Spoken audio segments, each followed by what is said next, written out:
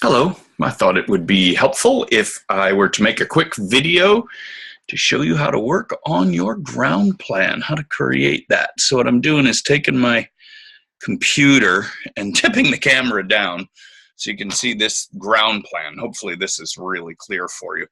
If you don't have a scale rule going, one that looks like this, and we're going to work in 1/4 inch scale. You can see how that says quarter. On this side of the scale rule, it's got 1/4, 1 inch, 1/8 inch, and 1/2 inch. Normally we work in 1/2 inch in the theater, but this time around we're going to work in 1/4. It's just easier to manage on this paper. If you don't have a scale rule, I would recommend that you just take a ruler and real quick mark out every 1/4 inch on your piece of cardboard, like I'm doing here, and this will give you every foot, all right, along. And I don't know, I just took a piece of cardboard and, something off a tablet, I guess, and I'm marking. Can you see how I'm marking along every 1/4 inch? I know this isn't real exciting. If this part bores you and you already have one of these things made up, just skip ahead. That's okay. I won't be offended in the least. I presume with the video, you can just go ahead and fast forward. But in any event, if you haven't made one of these up, it's fairly easy to do. And I'm forever misplacing them, so I thought I'd make one up now. So I've got my drawing board and my T-square here, and my ground plan, and I'm just making up my scale rule. So what I'm going to do, actually, and sorry, everything's going to be upside down for you, but I'm going to mark 1. Oh, my pencil just threw away its lead, so I'm going to click out some more lead. I really recommend that you use a mechanical pencil. 2, 3, 4, 5, 6, 7. And this way I know how long each of these things that I'm measuring is going to be. If I can get my mechanical pencil to work.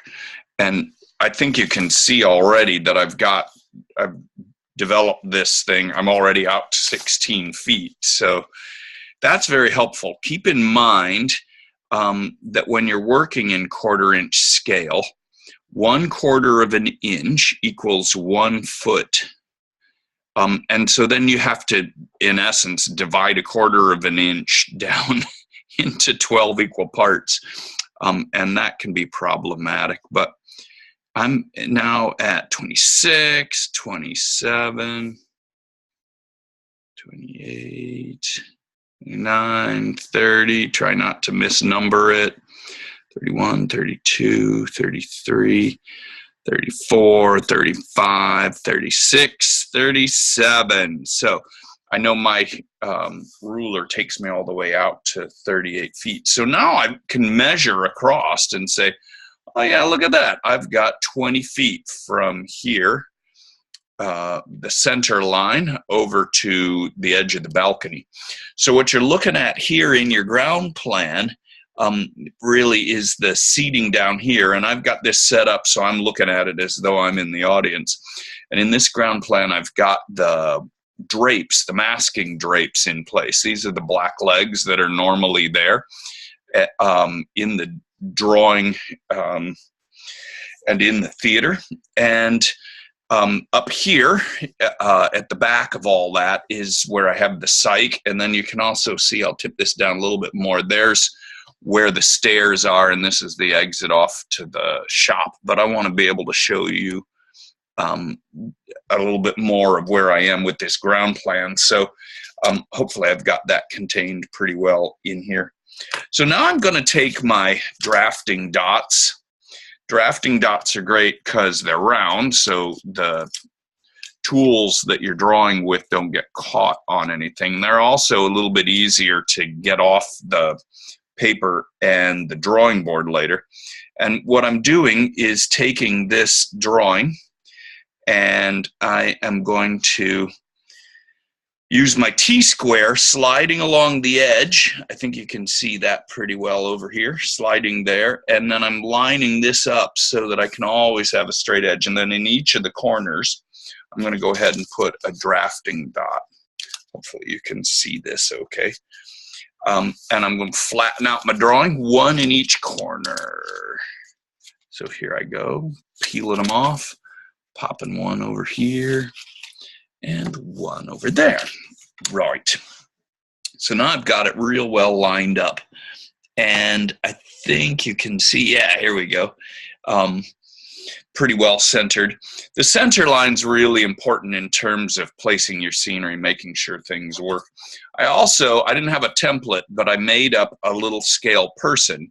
I just took my scale rule or regular ruler, and I know that a typical person is maybe 6 feet, thereabouts. So I drew that out on here, and then I just kind of penciled in a person. And what I'm going to do, I cut it out of some cardboard, but you could cut it out of paper or whatever you want to do. And I'm going to cut this person out. But what I'm doing is I'm making a base on here. So I'm leaving, I'll go ahead and draw it in here. I'm leaving a block, and I'm cutting down past his feet. And I'm kind of going along here. Can you see how I'm doing that? I think so. So I'm cutting this fellow out, right? And I want to keep a person around because scale and proportion, as you recall from earlier assignments, are really important. So I'm chopping him out here. Chomp, chomp, chomp. But again, notice I made the square so he's got a base on him. And now I can take this and I can tip it up. And he's going to stand up here, and I can see him on my ground plan, and that really helps to give me a stronger sense of proportion when I'm working. He's kind of got a pinhead. Let me get a little better shape on that. So anyway, here's my little guy. So I've laid this out. Now I'm going to take some trace paper. I really like to work on trace paper because what it does is it allows me to see the shape of the theater and what have you, and I can doodle and sketch and draw all over, and my original drawing isn't affected in the least. And I can take my trace paper. I'm going to get a couple more drafting dots here so this thing doesn't dance around on me. And I can take my trace paper and move it around. If I decide that I don't like how this thing is configured, I can change that around. Let me tip this up so you get a little bit better view of what I'm doing here. So I got my drapes here, and I don't know, I've got my research collages out. I can see what's going on as far as the kind of set that I want to create. Back here is my psych, so I'm going to go ahead and actually just draw that in here so I have a reference for the trace paper. And then when I go to set this thing down, I've got it. I can put in the same thing with my center line. Again, just so that I know what my reference points are. But I can also move this around, as I mentioned before. So I'm just going to take my T-square. I actually don't like to put much scenery upstage of this last set of legs. I think you can see that pretty well. That these legs are drawn into this space. Again, you could design your set without using the legs, but I just think it makes the whole thing a lot easier because it provides you with the kind of masking that you need. Notice the leg shapes along this way and then turns a corner because you want to make sure the audience can't see through that space there. For sight lines and what have you. You could certainly shorten the distance of these legs if you wanted to, make less of them. And you could put in a proscenium. And usually if I'm creating a proscenium arch, I put it down here near this first set of legs. So I got 1, 2, 3 sets of legs. Actually, there's a fourth that lives here right in front of the psych just to kind of mask the edges of it. And hopefully you can see that in there as well. So I don't play scenery much beyond this point upstage because I got the psych here, and this gives me 6 feet for somebody to walk into this space. I could also cheat downstage of it, so I'm just going to go ahead and lay in some kind of big window wall. And normally if I'm drawing a wall, I just sort of lay that in there with a couple of lines so it's fairly thick and pretty heavy. If I'm going to go ahead and put in some doors in this thing, and I'm going to go fairly symmetrical, I've got my scale rule here, and I can say, oh, I think most doors are, I don't know, 3.5 feet wide for a wide one. So I'm going to actually put a door here, and I'm going to go ahead and put another door over here. And I want them to swing up stage. So knowing that, I can take my little scale rule and measure, or I could, again, use my T-square here and measure and mark out what the door is doing. Now, I want to mark these things because I recognize that, I'm using the metric side there, that the door is going to swing open. And when it does, I want to make sure it doesn't run into something. So put that there. And I just use the ruler, but I can also use the scale rule. I know that these two come together here at each one being 3 feet. But I'm also going to mark on here part of the swing. If I'm being really accurate about it, I would take a compass and spin and really lay that in. But I know this is going to lay this wall out pretty well for me. So I got that in there. But actually, you know, thinking about walls is helpful, but you may truly want to start with something like your furniture, because if you begin right at the beginning with what is it that I need for these actors to perform on the stage, then you're going to know how you want to configure the space. And I really recommend that you take some sticky notes. And if you don't have furniture templates, then you can make up your own size just by estimating how big things are. I mean, I think a couch or a settee is about 5 to 6 feet across here. So I'm going to just make up a settee. And then I know it's almost 3 feet deep. It's 2.5, 3 feet. And I'm drawing it on the part of the sticky note that's got the sticky on it, so it's going to stay there. And I'm going to give my settee a back and some arms. Remember, there's no perspective when you draw these ground plans. So again, I started laying in my walls, but I realized the folly of my ways, that actually maybe I don't even want it up that far upstage. So I think what I'm going to do instead is make my furniture. So I'm cutting out of sticky notes my furniture here, and I'm actually going to label it settee. And so anytime I move this drawing around, or this piece of furniture around on the drawing, I know what it is, where it is, and how I'm laying it in. A lot of times you want to place furniture on a diagonal so the audience's point of view is improved as they're looking at the actors. And I'm going to make up a chair, just a basic armchair, which is probably about 3 feet, 2.5, 3 feet wide, about as deep as my settee. So I'm making a armchair here, and I'm just going to label it as chair. I'm going to put a little back on it there. And again, I can check and make sure that this is a reasonable size because I got my person here. My chair actually looks a little bit big compared to my person, so that's very helpful to know. So I'm going to take my scissors and I'm going to cut out a chair. In the Victorian times, there really weren't coffee tables as we know them. There would be typically smaller round tables. I just drew a disc there, and it comes out at about 2 feet around, which I think is probably good for a side table. I'm going to label it table, as you can see what I'm doing there.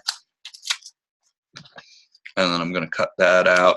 I needn't get too precise with the cutting out, because what I'm going to do eventually is take this tracing paper and even the drawing underneath, if I decide not to draw all these lines and duplicate them, I can take the whole kit and caboodle and lay it down on the photocopier in the design studio and make a clean copy.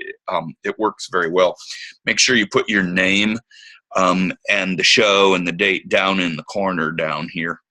But what you can see, I hope, is that I have my audience seating down here. And again, feel free to fast forward through any of this if you're this far along and this is just taking too long. But what I've done is I've laid out my furniture. I'm trying to keep enough space here. I don't know. I think you can see that. Let me tip this up just a little bit more. There we go. I think you can see what I'm doing is trying to keep enough distance that actors can move downstage and not bump into the audience, but not so far upstage that they're really removed from everything that's going on here in the action of the play. Now, as I say, I could totally peel up this trace paper and move the whole piece around, which would allow me to reposition my walls and what have you. But I think, I don't know, the wall just seems a little big. It seems a little far upstage. So I think what I'm going to do is just take an eraser that I got here, and I'm going to erase this bit, remove it very quickly. I think that works out well. And actually, you know, here I am thinking about sticky notes. If my wall and the sticky note size coincided pretty well, I've got actually a 12-foot wall here. I could totally draw my window wall right onto a sticky note and move the wall around too. I could do, if I had bookcases, I could draw those as well. You can see how I'm just laying in a wall, and then I'm going to find my center line again, and I'm going to do those doors that I had. I'm going to make it so that they actually pivot upstage to here, away from this part of the sticky note, so that when I lay this thing in, it fits in there pretty well. I'm giving each thing a little thickness, right? You don't want just a line to represent a door, because a door is going to have some thickness, but this shows me my doors, and I'm putting in my door swing, right? So I know where that's going. And I can actually take this thing and label it as well. You can see how I've drawn it on there. And I can just say door. And these really, I think, are much like a French door in that they're glass. From my research, they're glass from floor to the top of the door. So now I can position this and move it around, and I've got it here at center. I know I've got plenty of space to get my actor out. But one of the things I'm seeing as I'm working on my drawing is if I get it too close, I really can't move between this chair and this wall. I need some space.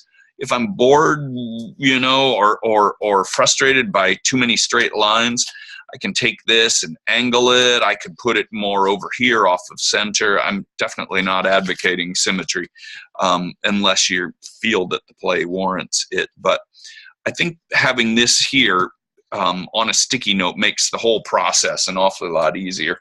And I can take another sticky note and I can do another wall unit. This one, I think, is going to have a bookcase in it and a doorway. So what I think I'll do is on my sticky note, draw my basic line for my wall here. And I'm going to go with this 12-foot wall because I think it's working out real well.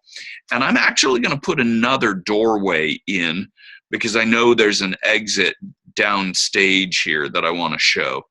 And I'm going to go with a 3-foot wide door opening. And then I'm going to leave enough space here in my wall, and then I'm going to do a chunk of a bookcase that's built into the wall. Now, the interesting thing about bookcases that are built in, if you're looking at that on the ground plan, it's simply the wall and then the bookcase inset here. And I'm going to make it so that my door swings open this direction. right? And I'm showing my door swing in there, okay? So I've drawn that, and now I'm going to label this as a door, and I could say where the door is going, and I'm going to say bookcase on here. All right. So I got my door and my door swing, and I'm going to cut that out, get rid of the extra paper. I could even remove more of it if I felt like it, but it does kind of help to define things a little bit easier. So I could totally do the box set thing, where you have one wall, it bumps into the next wall, and I think you can see how those just turn the corner there. I can put more, I could do another wall over here for the sake of time and speeding along this video, though I think I'm just going to go part way in so I can jump to the next step, which is to show you how to do elevations. But I also have the option here, if I wanted to put my bookcase and my door down stage, which actually I think is going to work better, because if I have a door here and another door real close to it, this is kind of a dead zone down there for performers. Typically diagonals for actors are very useful as far as making entrances and moving in a space on stage. Anything that you place up center is going to have a lot of focus. So if important characters are coming and going through this door, that's a good place to put it. If you don't want that to be the focus, you could, again, offset it. But I'm going to stay with this door at center. And I'm actually going to try with my bookcase and my door unit. So I've got my masking over here, I think you can see. I'm going to draw it in just so that you can see that it's sitting here. I think it's a little clearer if I add all of these in. Ta-da. I'm going to leave some space in here and actually make it so that my door and that drape align. Can you see how the masking comes over here? So when you open the door, you're looking out into the darkness there, into those drapes, but an actor can easily walk in and out of this space. I could even turn the door the other way so that you step in. That might work a little bit better. But I've got my bookcase and my wall here, and I'm really, truly going to just leave some gap between these, and I think that might be interesting to look at, that this will be a freestanding unit. I'm trying to imagine, with my research, what that looks like. And here's a bookcase, though, again, I could, if I wanted the feeling of the enclosed room, I could totally connect these. I could even spin this this direction, flatten it out. I could cut these up, and then I have a little more flexibility in how I move these, because this could come at a more of an angle. But I think for now I'm going to put it like that. So as I'm working, I'm trying to imagine this play taking place on the stage now, and the way that I'm viewing this is I'm sitting out here looking at the stage, and I can tell distances between things. Okay, I got about 5 feet between these bits of furniture here. I know my door is about 6 feet wide, and I can go get a real tape measure if I'm confused, and I can go and measure, how big is the door going into the design studio? How far apart are these chairs that are sitting here in the classroom? I can easily work from the real size and proportion. But that's basically how I'd lay out this ground plan, and the process is I'd work through it, and then I'd take my play and I'd go scene to scene and see how this might work in this space, as far as, do I have all the elements that are called for? If a character comes in and she sits down here, who's she talking to? And how do these characters relate? I'll have to move these, rearrange as I discover more information about the play. But that gives you a basic idea of working with your ground plan. And then once I'm settled on it, as I say, I can go to the photocopier, get the 11 by 17 paper, or I can squish it into 8.5 by 11, because it just fits if you're careful. And I can make this work pretty well as far as turning it into a scale ground plan that's clear, so that you can move on to the next phase, which is drawing some elevations, and that's what we'll come to next. So hopefully that's helpful, and we'll see how it works. Let's try another video in a bit with the elevations. Thanks.